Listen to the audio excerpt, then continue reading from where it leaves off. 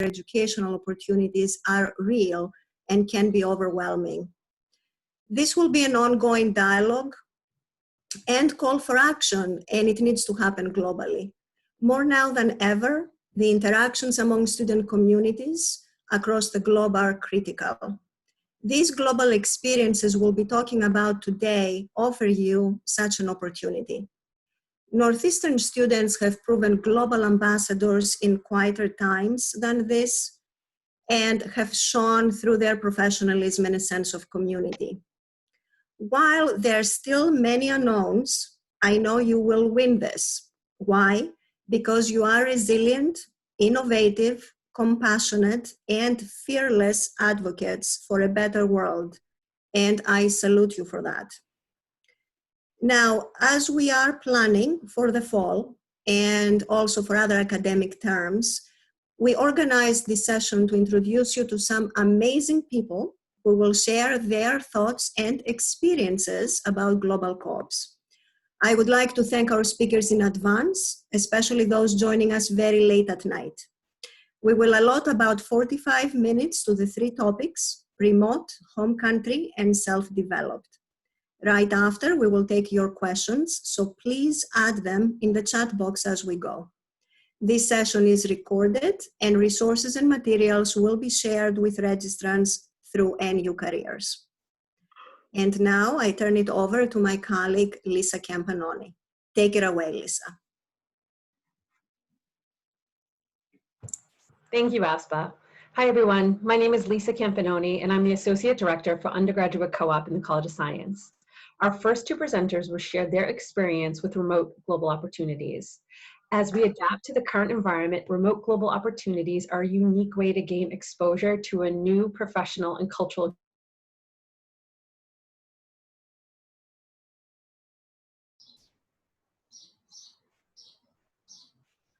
Oliver and Denai will provide their experience as a hiring agency partner and a co-op student. First, I would like to introduce you to Oliver Hagen. Oliver is a Director of Admissions and Partnerships of Volunteer Adventure Corps, one of our trusted agency partners since 2015, operating in Cape Town.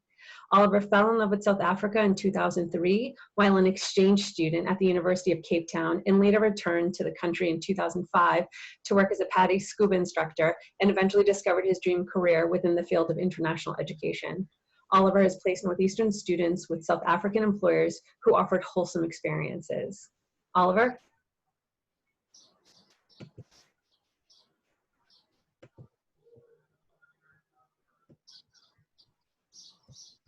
All right, let's try it again. Greetings, everyone. It's an honor to join you from South Africa, and thank you for inviting me to join this discussion. We are, again, very privileged to work with Northeastern University to provide co-ops, facilitate co-ops here in a very interesting country, South Africa.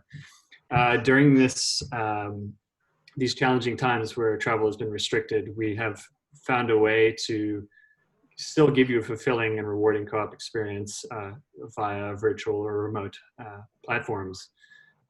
We have effectively developed a list of about 40 to 50 different local companies who are willing to host Northeastern students at their companies. What is unique about these opportunities is that it's very expensive and very time-consuming to travel halfway across the world to relocate to South Africa. So it's a much more affordable way to receive an impactful experience that's going to enrich your resume. Yet at the same time, you don't have to invest a large amount of money to have that experience. South Africa has some really interesting, it's an emerging economy. It has some very interesting companies and NGOs where you would have the opportunity to work. It's also the type of business environment where the employers are very appreciative of your efforts. Beyond this, there is currently a 6-hour time differential between South Africa and the East Coast. And so this is an experience for you in asynchronous communication, whereby at the end of the day, workday here in South Africa, your employer will often assign you tasks, and then overnight, here in South Africa, you'll be working on the task so that the following morning they wake up to a completed project. So this is very much, it's a win-win in terms of the employer-employee relationship when you're working in a remote capacity. Certainly in terms of a co-op, anything that's international really jumps out on the resume, and as previously noted, you can, for a small fraction of the price, you're going to be able to gain this experience. So beyond that, remote internships are going to be very important in the future, because this is the workplace is changing to the extent that now, as you see in Silicon Valley and other places around the world, there's a lot of companies are moving to adopt this type of relationship with its employees. So if you demonstrate that you have this experience to your name, again, it's going to improve your chances in the future. Just quickly, if you apply for a remote internship, there's an interview process. So we would present you with a list of host companies where you would be a prospective match. You would then have to participate in an interview, a video chat using a platform like Zoom. And if all goes well, the co-op would be finalized. Beyond that, we've vetted these companies quite carefully. We would only select a company that displays an ability to communicate and work with you and support you in a virtual fashion. In terms of your supervision, you would be expected to meet with your host supervisor. You'd have a 30-minute meeting or video check-in that normally happens on a Thursday or Friday.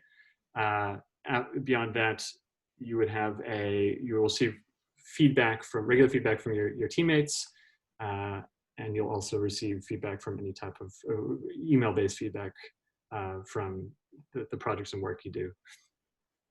In terms of cultural components, our program also makes sure that we call them the culture series or cultural workshops, where there's a virtual program, there's a facilitation of a lecture about a certain aspect of South African culture. South Africa is a very rich and dynamic culture, and we wouldn't want you to have an experience with a South African company without having that type of contact. So the cultural workshops take place every Tuesday, and it's something you would check into via video chat. They're also recorded so that if you weren't able to make the session due to work obligations, you could still catch up later. I think I'm probably running close to time, Lisa. You're doing great. You have a few more minutes. Okay, yeah, well, I guess what else do I cover here? Another thing we've started to institute is we call it a local buddy chat. So one of our members of staff will reach out to you on a weekly basis, just on a casual basis, basically as a local friend, to sort of give you information and answer questions about the local culture in Cape Town and in South Africa. We certainly hope that these types of experiences will inspire you to one day travel to South Africa. It's an incredibly beautiful country with amazing people, and it's only just over 20 years removed from apartheid. So there's a whole lot going on here that will capture your imagination and attention. But our local buddy chats will give you a way to meet a few people in a virtual way. I think I've covered the main points. Again, this is very much the way of the future in terms of what work is going to look like in the post-COVID-19 landscape. So I would certainly urge you to take opportunity to be one of the first co-op participants to engage in a remote opportunity, if not in South Africa, somewhere globally. International experience always really stands out on the resume. And this is just a great opportunity to achieve that. So that's all from my side then. And Perfect, Oliver. Thank you so much for sharing that with everybody. Next, we would like to allow one of our student speakers to share her experiences with a remote global co-op. So Denai Valletta is a student at the Glasgow Caledonian University in Scotland, pursuing a degree in business administration. Denai joined the Employer Engagement and Career Design team at Northeastern in June 2019 for a year-long co-op. A valuable member of the team, Denai continued her co-op remotely when she had to depart the US in March. She has been sharing her experience in her weekly global career classes available to Northeastern students. Danai? Thank you very much. Hi all, I'm Danai Bleta and I'm a student at the Glasgow Caledonian University in Scotland. And in July of 2019, I moved to Boston to do my Global Co-op at Northeastern. And I am currently working at the Employer Engagement and Career Design Department as a Global Co-op Ambassador. So as my co-op was a year-long co-op, I did my first 9 months there in Boston. And in March, due to COVID, I had to move back to Scotland where I started my remote experience. So the first 2 weeks of working remotely were quite different, of course, from while I was in the office, and it did take me a while to adapt. I think one of the first challenges that I faced was separating my workspace from my personal space. And as I had to move back to Glasgow with my sister and I have 2 more flatmates, it was quite hard to differentiate that. And for that reason, I decided to set up my working area in the desk of my room. And I do not use any other rooms while I'm working, so I can leave the rest of the house as a work-free zone. And this has allowed me to have a very healthy work-life balance and gave me the freedom to organize my workspace depending on my needs. And I think it's not exactly a challenge. I think it's quite interesting that anyone would think is the time difference. So in Boston, I used to work from 8:30 to 4:30. Now I need to adjust my time and I start work from 1:30 p.m. to 9:30 p.m. with UK time. And to deal with that, I just try to plan my day ahead, ensure that I wake up around 9 a.m. to have the opportunity to enjoy some daylight and get on with my daily activities before I start my working day. And then something that everyone would think is the lack of human contact with my colleagues and everyone in the office. But I think that's an issue that can be very easily solved, as nowadays distance is not a problem when it comes to communication. So of course, my office used to be next to my supervisors and the rest of my colleagues were in the exact same building. But now I can very easily connect with them to do our check-ins and all of our meetings through Microsoft Teams and Zoom to discuss anything we need. And of course, something that I think everyone is dealing now that they are at home is the internet connection. Sometimes it can be quite bad. And especially for me, I live with 3 more people. So in the beginning, when I started only using my Wi-Fi, I did have a lot of connection problems. And then I just decided to connect my laptop through a cable connection so it can be more stable. And that way I have just established my laptop in the working area and it just makes everything much easier. Of course, even though there were some challenges I had to overcome at first, I quickly started to see a lot of positive aspects from working from home.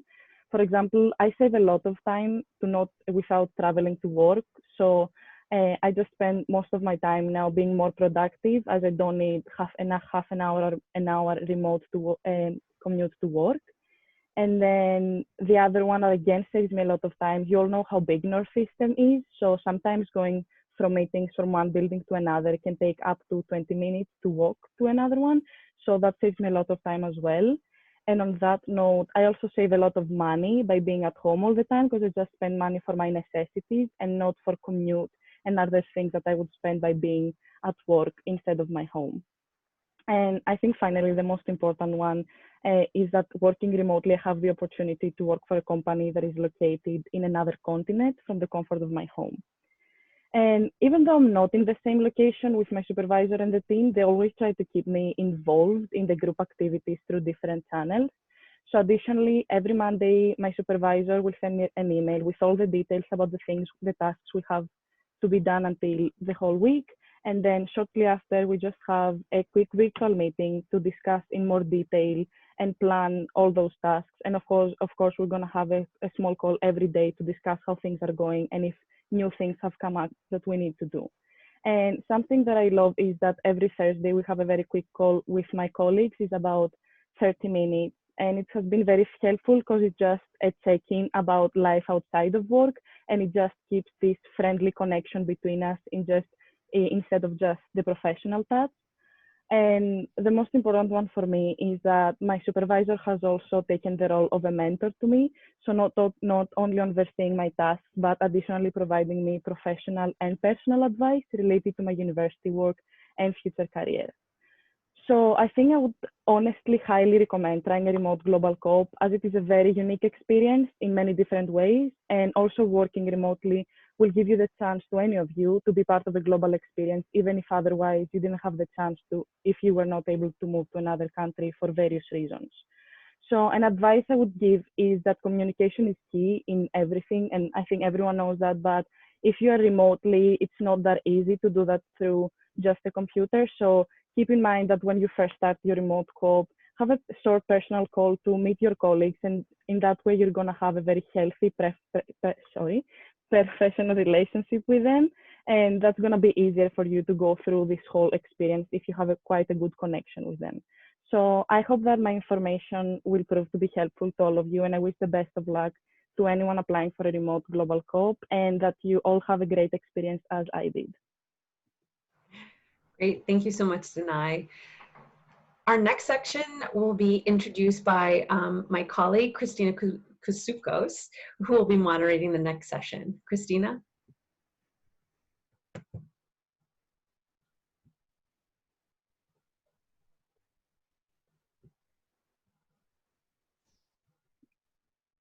Okay, sorry, couldn't get unmuted. Thank you, Lisa. Hi, my name is Christina Kutsukos, and I'm the Assistant Co-op Coordinator for the Global Co-op Program in Northeastern's College of Engineering. During this section, we will focus on home country co-ops and have the opportunity to speak to our guest employer, Miranda, from My China Opportunity, and our guest student, Jason, who created his own home country co-op in Canada. As a reminder, each speaker will have about 5 minutes to share their stories relating to home country opportunities. If you have any questions, please feel free to add them in the chat feature and we'll answer them in our Q&A section at the end. So to start off, a home country co-op leverages a Northeastern student's experiential education and local employer networks, creating a dynamic career pathway for graduation. By utilizing existing Northeastern regional connections or one's own in-country network and applying knowledge and competitive skills, students can find global co-ops well suited to career goals and professional development needs. Now I would like to introduce our guest speaker, Miranda Mullet.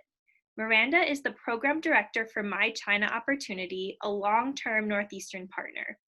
Miranda has been in Asia since 2009 and has lived in Beijing, Shanghai, Hong Kong, Indonesia, and Cambodia. She has been advising students and helping with career development since 2012. Miranda has placed Chinese students attending Northeastern with a number of employers in China for co-ops, some of which have turned into permanent positions upon graduation. Miranda, I will turn it over to you.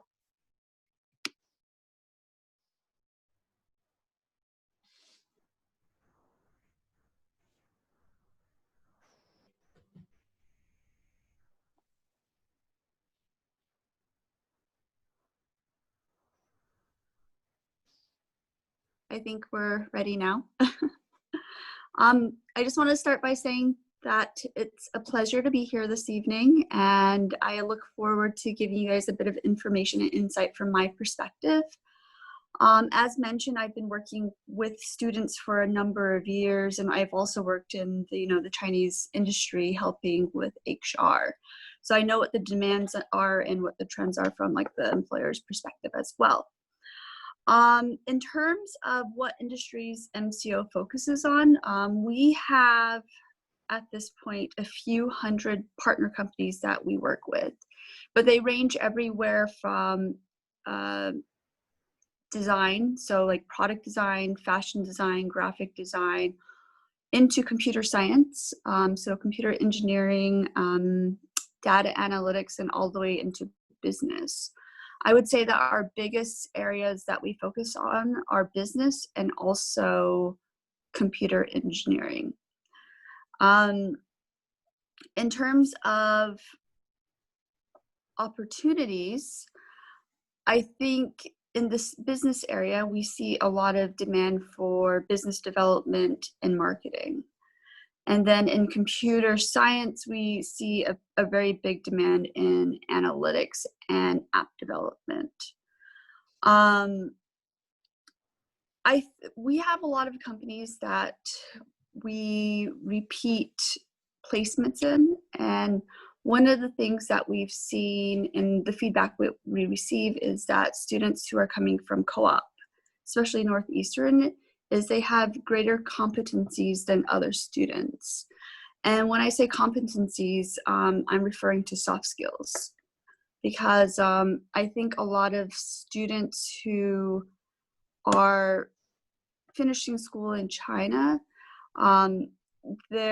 during their university life, their focus is on university coursework, not necessarily gaining practical experience. So sometimes, when a student finishes a 4-year program, but they have no practical experience, it is hard for them to adjust into the workplace. But the nice thing about co-op, it gives students the opportunity to gain hands-on experience during coursework.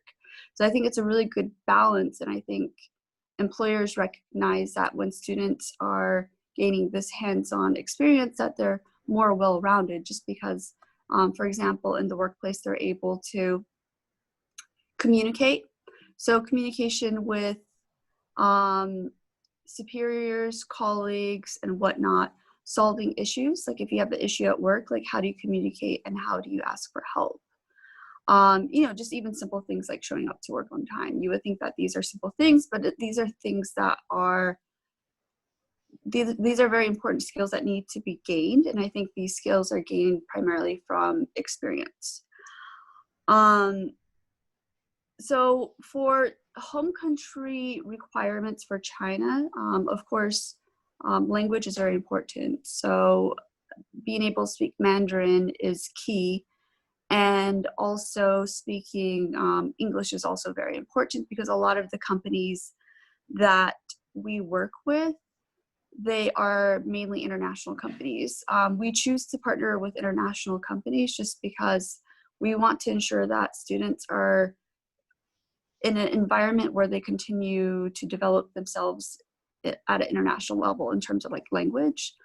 But also, I think home country is very important in regards to your long-term plans. So if your long-term goal is to return to like your home country, you need to know what the work requirements and work ethic is in your home country. So for example, if you've gained experience working in the US, but then you return to your home country for long-term employment, the work environments can be very different. Communication, how things are structured and organized, just the whole dynamic. So I think that if your long-term goal is to return like back to your home country, then you need to gain some hands-on experience through co-op or internships, just so that when you come back, it's not a huge transition. So I think that's extremely important. But I think also, of course, gaining experience internationally, like in the US, is important as well, just because it opens you up to new ideas and how people work outside of your home country. I think the biggest advice I would give to students right now is to be flexible. So right now, I feel a lot of things have to be done week by week.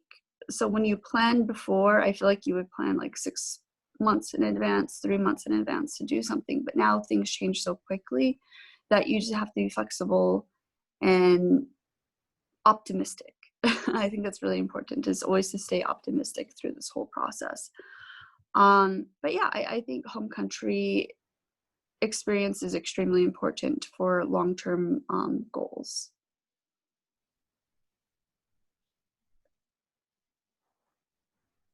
Hello? Thank you, Miranda. Oh, No, that was perfect. I think now would be a good time to introduce Jason Santry, who is our guest student speaker. So Jason is our third-year Northeastern student studying computer engineering and computer science. Jason completed a home country co-op in Canada last year and is now planning another home country co-op in Canada for the upcoming Summer 2 Fall 2020 term. So Jason, take it away.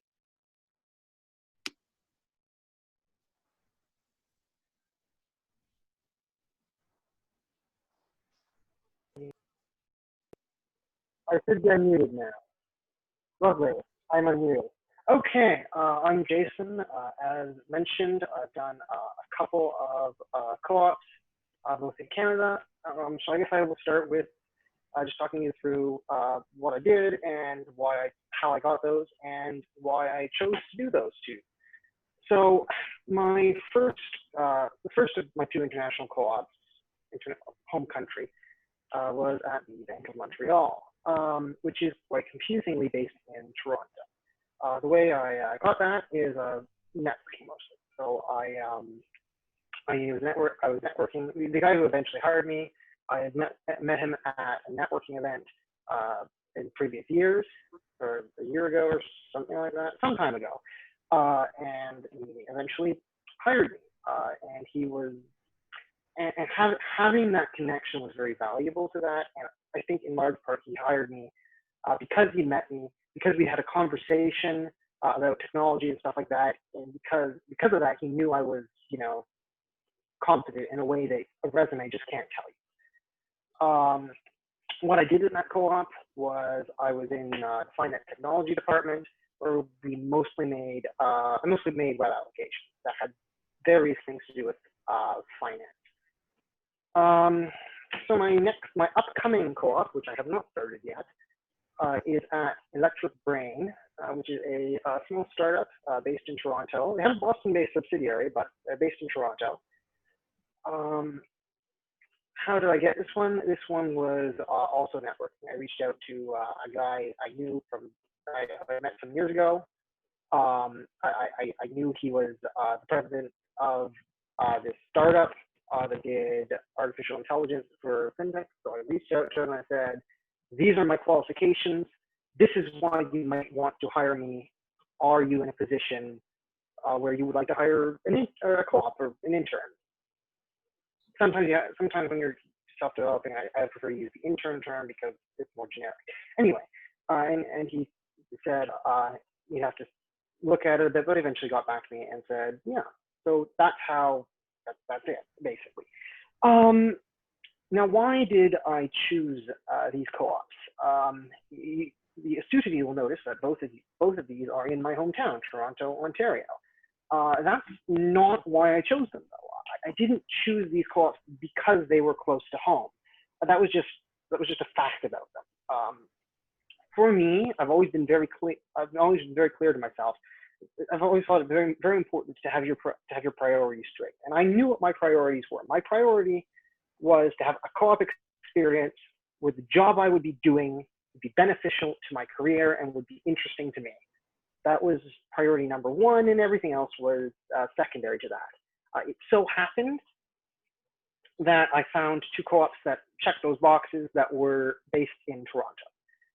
But I could have just as easily done two co-ops in Boston or elsewhere in the United States. Would I prefer that to being in Toronto? I think I'd prefer Toronto, but for personal reasons. So I don't know how extensible that is. But yes, the reason I chose them was because of the job. In my opinion, that is the most important thing.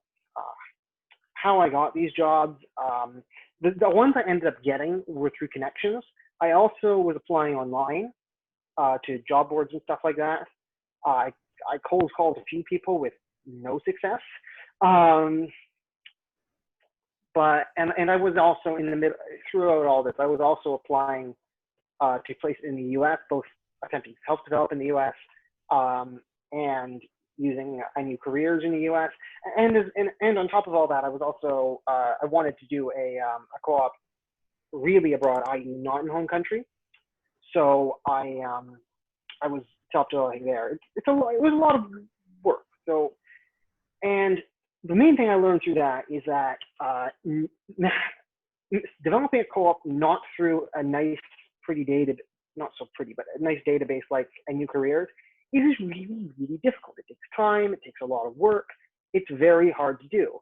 When I eventually got hired by Electric Brain, I was getting close to, June, and I was thinking, oh, should I be registering for classes in the fall as a fallback? So my advice, if you're doing you're going to self-develop or home country or whatever, it's hard. It's very hard. Expect to put in a fair amount of work. Like any job application, expect to put in a fair amount of work. Expect it to take some time. Start early. You're going to get, and also you're going to get rejected a lot. Don't give up. It only takes one person to say yes. I think that's most of what I wanted to say. Thank you for listening to me talk at you. Thank you, Jason. That was awesome.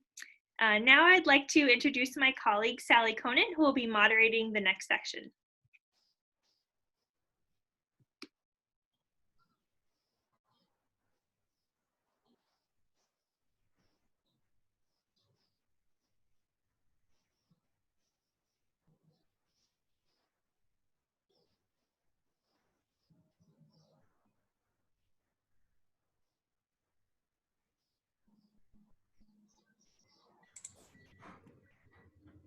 Christina, if you don't mind to continue until Sally can connect.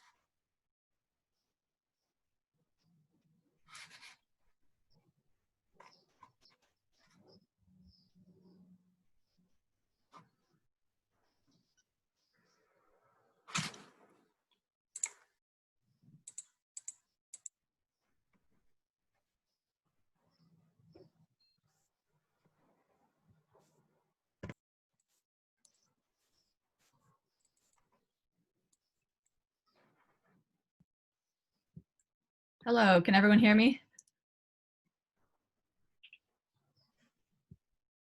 Sorry about that. I couldn't unmute because it said the host was not allowing me to unmute myself.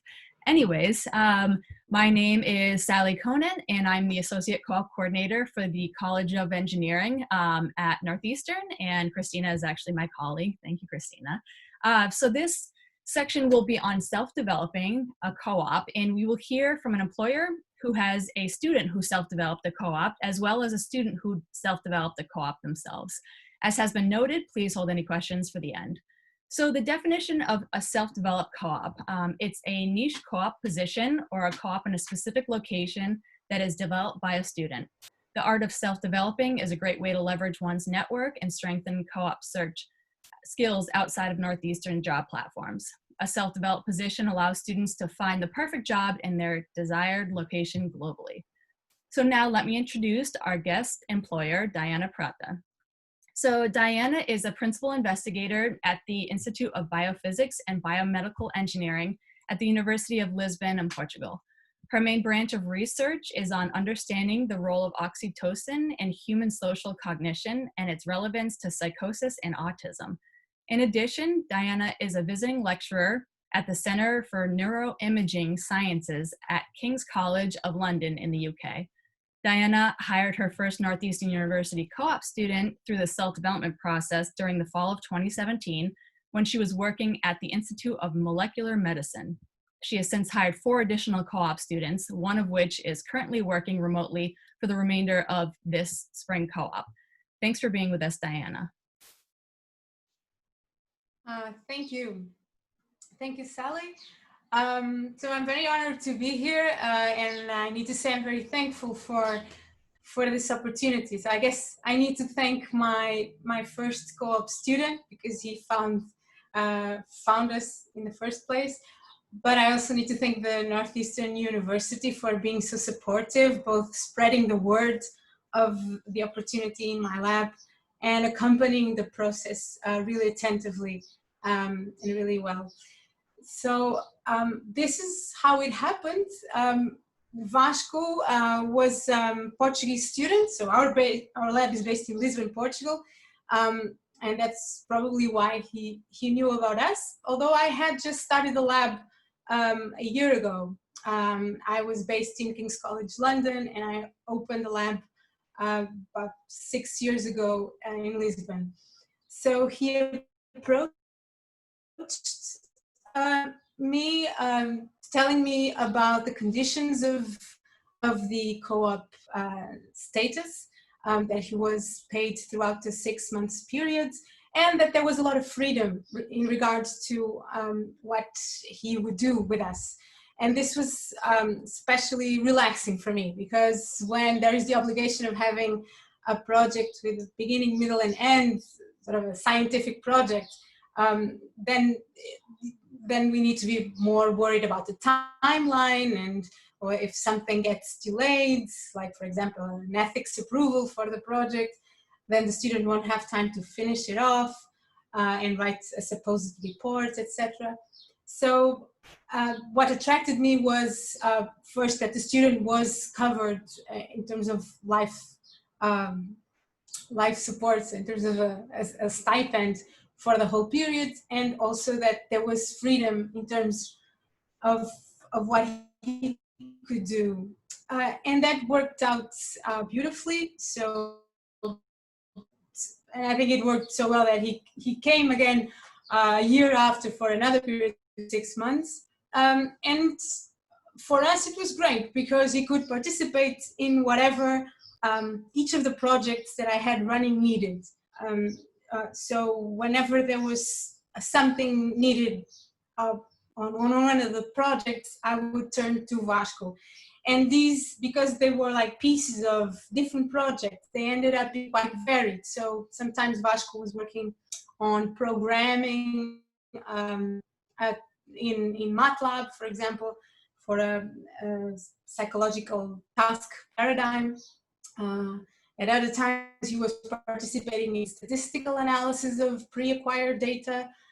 Other times, he was collecting data from our experiments. So I should say that we work in human neuroscience. So we have psychological experiments whilst we record psychophysiological measures. So like EEG, fMRI, functional magnetic resonance imaging, eye tracking, pupillometry, skin conductance, while subjects, humans, undergo a series of cognitive challenges.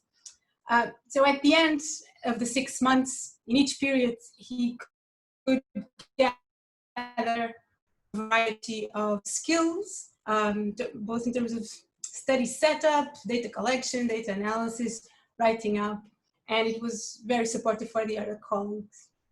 Then I had the pleasure of having three more, I believe three, students from the co-op, and the same process, the same experience applied. I think they were, at least they said they were quite happy of again having a set of skills that was quite varied. And at the end, I think they realized what made part of a neuroscience scientific project. So I was willing to hire, continue hiring students through this co-op scheme from the Northeastern University, definitely, and inclusive because we are having a remote experience through the last half of the co-op, where our student needed to go back to the States because of the pandemic, and it has been working well as well. So she's doing work that can be done remotely. Like actually most of us, although we are here in Lisbon, we are also working remotely so far. So it's not a big difference from being here or there. So I'm willing to accept the more students in this remote way for the next semester. So I'm going a bit through your questions, but I think I have touched all of them. I think the last one I could touch on is what advice would I provide to a student seeking to develop this sort of opportunity? Just to really look for a lab where they enjoy the research that's going on. Talk to me first if you need to understand what's going on in the lab, if the website of the lab is not enough. But it's really important that you like the subject, because anything can fall in your hands, and that's good. I would also say that choose a place that you would like to spend as a person, spend some time in and travel within and visit, and you're interested about the culture as well, because I'm sure every student grew just by being outside of their comfort zone in a different country, experiencing a different culture. So make sure that you go somewhere that you are also personally curious to be in. And I think that's what I have to say. Thank you. Is that all right? Okay.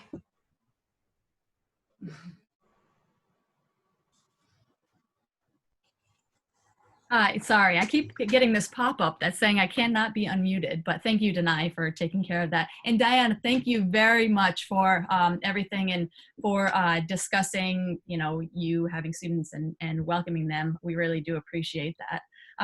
So now you will hear from student Solana Garcia on self-developing a co-op herself. So Solana is a cellular and molecular biology student at Northeastern, graduating in 2021.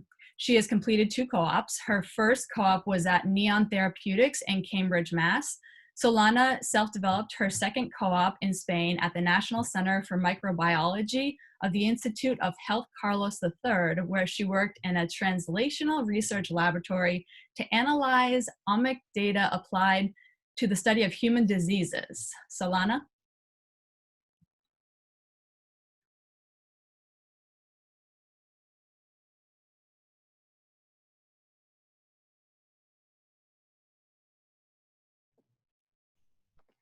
Hi, sorry about that.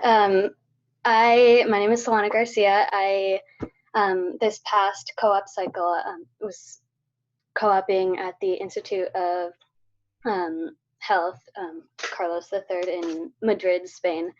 And so that was my second co-op, and my first co-op was in Boston, and I had other research experience. And so going into developing this this co-op position, I knew that I wanted to be in a biology lab doing a biology related work. And I decided to self-develop because I was going through NU Careers, and I couldn't find a co-op that checked all the boxes that I wanted. And those boxes included, well, I really wanted to go abroad. I knew that for sure because I wouldn't be able to fit in a traditional study abroad in my Northeastern career. And so I decided to start looking into self-developing a position for myself. And I knew that I wanted to be in a Spanish-speaking country because I'm a little bit comfortable with the Spanish language, and I've always wanted to, it's been a goal of mine to become fluent in Spanish. So I started looking through, as I said, I started looking through NU Careers, looking in Spanish-speaking country for a biology-related co-op, and I was unable to find something that checked the boxes that I was looking for. So then I started doing some research into various labs or positions I could potentially self-develop in, and I just, for sake of ease, I started searching in Spain. And in terms of specific experience that I wanted, because biology is a broad field, there are so many different subspecialties within there, I was kind of open-ended. I didn't exactly know what I was looking for. I was willing to continue research in fields that I had experience in, which was oncoimmunology or cardiology, but I was also interested in gaining new skills.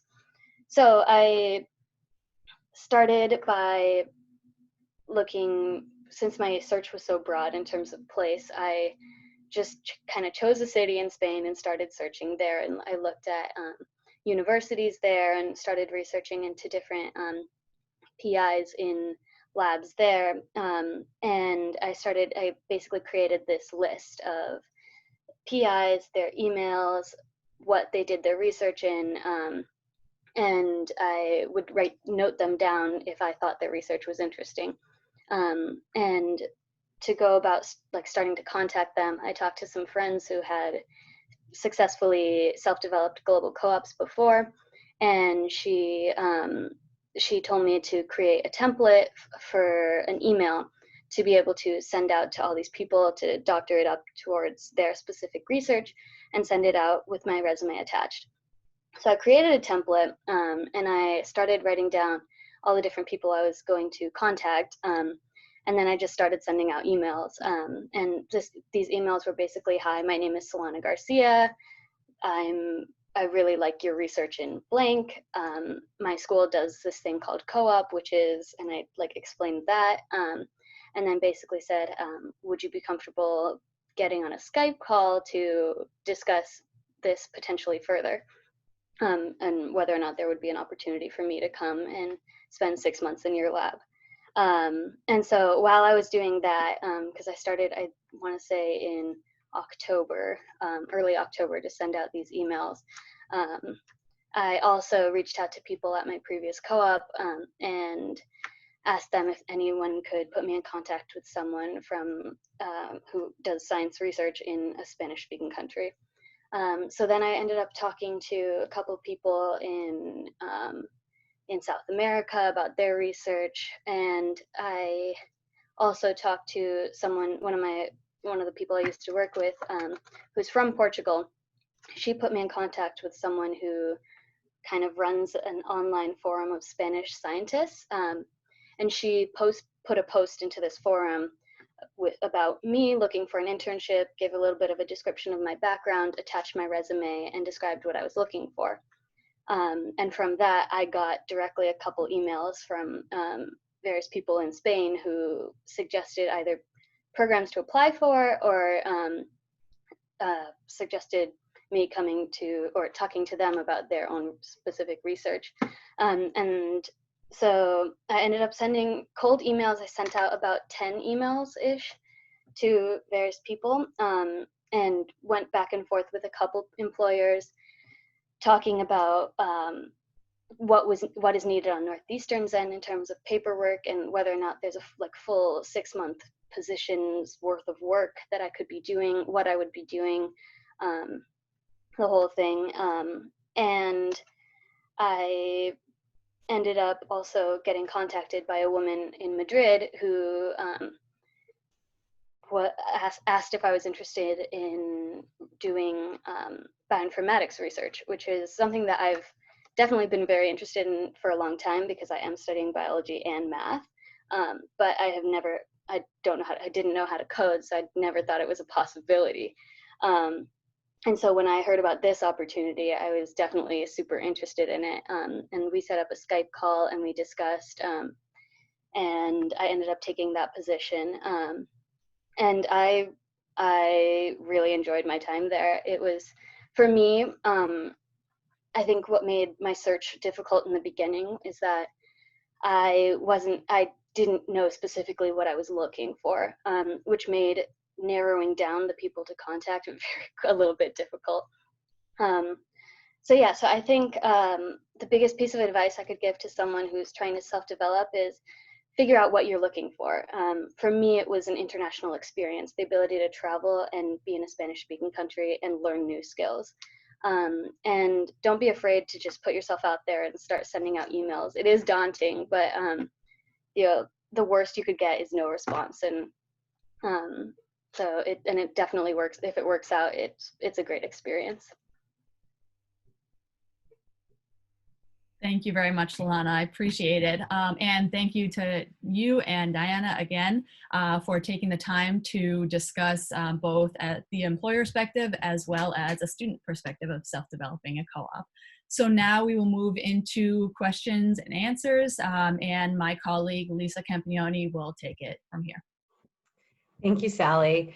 So as the presenters were speaking, questions were being asked in the chat box, and I see the last few minutes, Diana had a few questions about opportunities in our lab. So thank you for responding to students regarding how they could potentially apply if interested.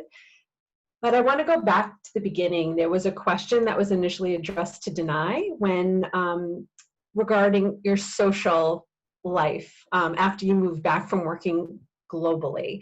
How can you talk a little bit about the effect of your remote co-op and going home on your social life? Yes, of course. So I think I also moved back in quite a weird time with COVID and everything. So I don't think personally it wasn't hard at all because I'm in contact with my friends anyway and everyone around me through social media, and I think anyone is nowadays. So I personally didn't struggle with that at all, and I don't think it's such a big of an issue, especially if a co-op is not that long. And even mine, that was 9 months, but it was supposed to be 12. I had no problems at all. It was just, everything was quite perfect. And I think you just have to put the effort to keep in contact with everyone you want to, if you want your social life to be back to normal and everything to be as it used to be. Great. Thank you for sharing. And just seeing the time, there's about 10 minutes or so. So I'm just going to go through a few other questions. Feel free if other presenters have something to share and I don't call on you, if you want to speak up, by all means. The next question I have for Miranda. So Miranda, there was a few questions about whether non-Chinese students can apply through My China opportunities and whether grad students can apply to these opportunities. Can you talk a little more about that?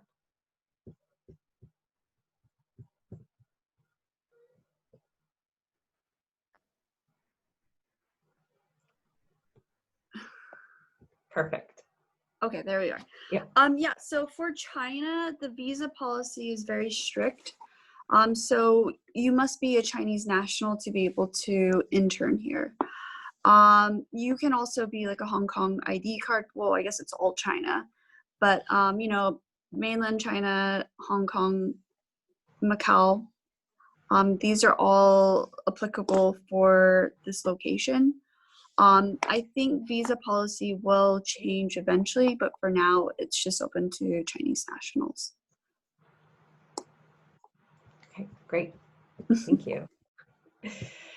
So I'm going to move now to ask Oliver to provide a little bit more context to what the onboarding process looks like for a remote global opportunity. So some students are struggling whether or not they want to pursue a remote global opportunity because they'll be disconnected from the culture. And I know you had mentioned that every Tuesday there's a cultural piece of it, but what other ways have you adapted this remote global opportunity to support students' experience?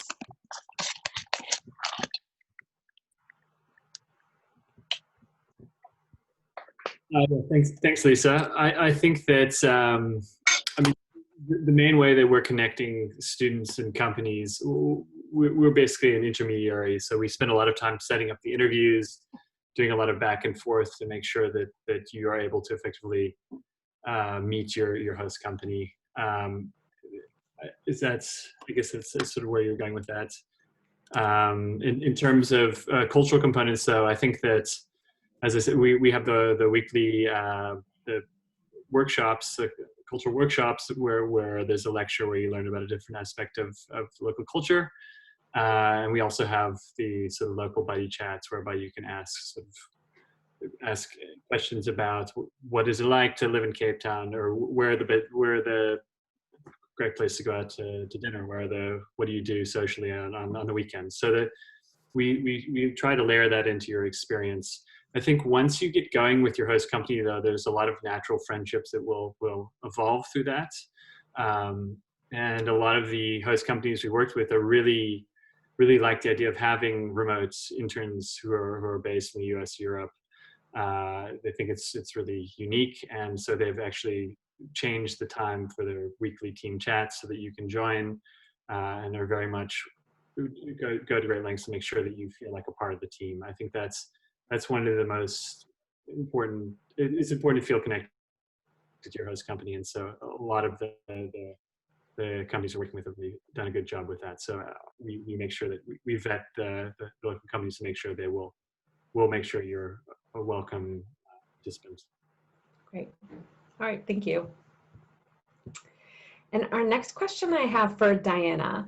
So oftentimes when students want to self-develop or create their own co-op outside NU careers, they really have a hard time starting. So could you give a tip on, as an employer who gets an email from a student, what should they include in their email for them to stand out, or for you to really consider them if they're looking to work in your lab?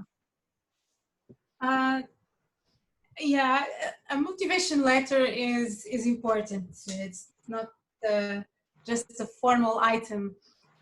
When I get people that do not express why they are motivated to come, I tend to not consider them so much. So yeah, the motivation letter should have an expression, an honest expression of why you thought that the lab would be a good fit for you, why you thought the lab's work was interesting, and describe that. Describe what in the description you got from the lab, could be from the webpage or anywhere else, what you read that really enticed your curiosity, and second, what kind of skill you would like to learn and you think that you will learn by being in the lab, because you can be in a lab and learn different types of skills, from programming, statistics, literature review. It's varied. So if you also tell me what kind of skills you would like to develop, then I can find a better fit. And thirdly, it's also important for me to know what kind of skills you already have. Sometimes just the name of your degree may be too vague for me, and degrees are a bit different from university to university. So it's important for me to know what year of your degree you're in, and what courses, for example, you excelled more, you feel more equipped, because then I can also see how you could contribute best to the lab. And I'll try always to have, like, in what you do, a component where you bring expertise that other people in the lab don't have, and a component where you are developing new expertise from learning from the rest of the lab. So those three aspects, what got you interested in, what you want to learn, and what you find you are equipped at, is really important. Okay, thank you. And it looks like there's another question too a student has, that if things get better, can a student potentially work in Portugal with your team? Get better in terms of the pandemic, I imagine. So yes, of course. I forgot to give this example. Vasco, who came for 2 co-ops of 6 months, he's now a PhD student of the lab. And he's being paid from one of the grants I hold. So, and definitely it was the experience of the co-op that made me gain trust in him. I would not be so quick probably to commit to a PhD of 4 years with him, and for a payment from the start, if I hadn't known how it was to work with him. And because it went excellently, then it was very quick for me to do that decision of accepting him. So yeah, of course, it's an experience that's very. There can be a launching whatever platform, relationship. Yeah. Perfect. Thank you. That your insight is really helpful when students are trying to process how to start this campaign to create their own opportunity. And looking at, it seems we have about 1 minute left. So again, thank you for all the students and the panelists, and Aspa is going to have a few final words before we wrap up the webinar. Thank you, Lisa. And a big thank you to all of our guest speakers for connecting with us today. And thank you to our students for connecting. We hope that this first session on alternative global co-ops was helpful to you. All of the positions that we talked about through Volunteer Adventure Corps and Diana's and Miranda's are all in NU Careers. We will send you a number of materials, collateral on these alternative global co-ops through NU Careers, and also we will highlight all of these positions so that you can find them very easily. And there will also be a survey coming your way. And so please give us feedback. We are planning more sessions throughout the summer. It will be very useful to hear from all of you. And until we connect again, stay safe, stay healthy, and we will be in touch. And thank you so much for joining us today.